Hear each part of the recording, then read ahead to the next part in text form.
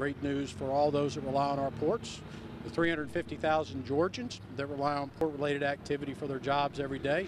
And all these trucks coming in and out of our port are going to continue to move next week, so we're real excited about the news. Head of the Georgia Ports Authority, Curtis Foltz, had been waiting for any kind of news about the contract. And then a big piece of our contingency plans were just advanced communications, effective communications with our customers. He says they did have some contingency plans in place here in case of a strike that would have affected about 2,000 members of the Longshoremen's Union.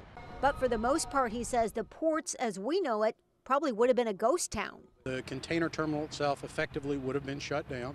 We wouldn't have been receiving or dispatching containers, nor would we have been working ships.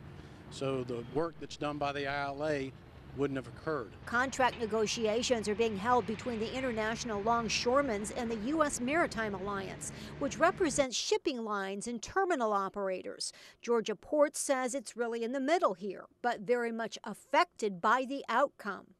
But encouraged that both parties' leadership came together yesterday and today under the guidance of a federal mediator to get an extension in, and very candidly, we hope that this is going to lead to a successful contract, not another kicking the can down the road. Foltz believes that the port is too important and that too much business relies on what happens here. When you think about our ports and everything they represent, the manufacturing in the state, whether you produce goods, the kale and clay, the forest products, poultry in North Georgia, the manufacturers that depend on our ports, Kia manufacturing plant to import automobiles, the Volkswagen plant in Chattanooga, Tennessee, and then all our import retail customers, Target, Home Depot, Lowe's, IKEA, Walmart, and on and on.